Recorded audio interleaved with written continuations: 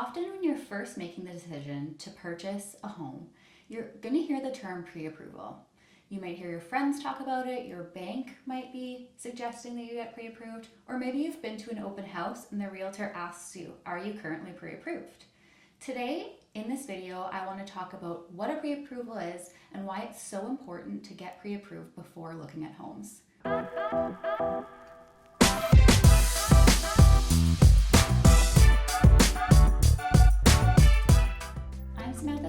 With the Jennifer Queen team of RE/MAX Professionals, and today we're going to be talking about a pre-approval, what it is, why it's so important, and why you need to have a pre-approval in place before you start looking at homes. Okay, so first I want to say I am not a mortgage broker or mortgage specialist. So if you need a little bit more guidance or have any questions about your unique situation, I would recommend reaching out to your mortgage professional. If you don't already have a mortgage specialist or mortgage broker, feel free to reach out and I would be happy to put you in contact with someone. I will say banks have some different verbiage when it comes to talking about a pre-approval. So sometimes you hear pre-approval, sometimes pre-qualification. Terminology differs just a bit.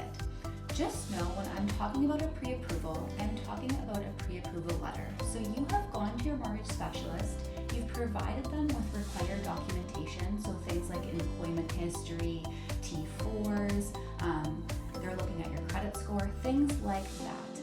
You have gone to your bank, they have your information, you haven't just gone onto your online banking website and typed in your annual income and it spit you out a number. You've met with someone and you've provided them the documentation that they need to do your pre-approval. You will get a pre-approval letter after this process is done.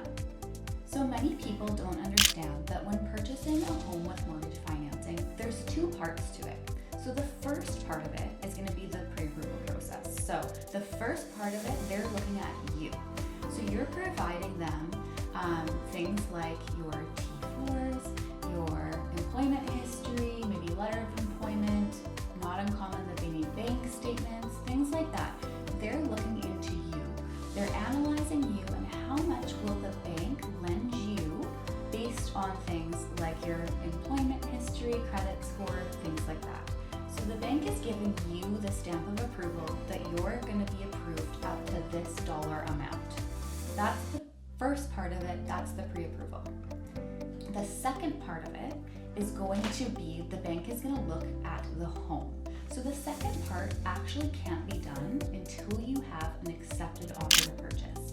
So at that point, the bank is then looking at the house. They're making sure that the house is worth the amount that the mortgage is putting down or that you are paying for the home.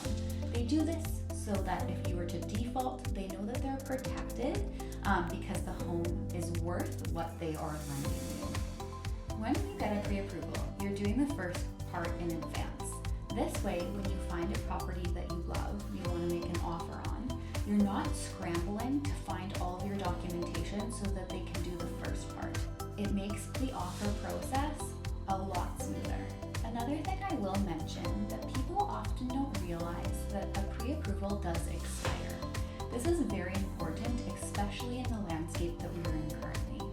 So as most of you know, the interest rates have been slowly increasing over the past, I would say, 2 years.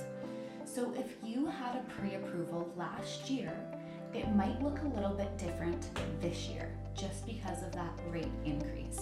So again, very important that you keep your pre-approval up to date and make sure that it's not expired before writing an offer on a property. Now I want to talk about, I would say, the 3 most important reasons to get a pre-approval before looking at homes. So the first one, you know your budget. I would argue this is almost one of the most important reasons. You're not wasting your time looking at homes that might be out of reach, so you're shopping within your budget. It also can help you narrow down your search. So again, you're only looking at homes that you can afford. You're not wasting your time seeing something, falling in love with something that's out of reach, only to find out that you are not pre-approved for the amount that property is selling for. The second thing is when you are ready to write an offer on a property, your offer is automatically going to look stronger. An offer looks stronger when you can write in terms such as buyers are pre-approved or attach a pre-approval letter to your offer. It gives the seller confidence that you're prepared and that you're a qualified buyer. It's not uncommon to see listings that will require a pre-approval letter submitted with your offer. The third reason is it's likely that the mortgage specialist will often need a little bit less time to complete the whole process. This can really make your offer stand out, especially in a multiple offer situation. Ideally, having a shorter financing condition will help you.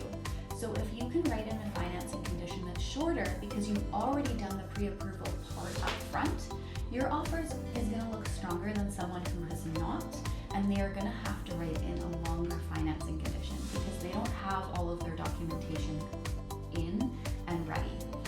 So again, another reason that your offer looks so much stronger with that pre-approval, and I would almost argue in a multiple offer situation, you would need a pre-approval to be competitive.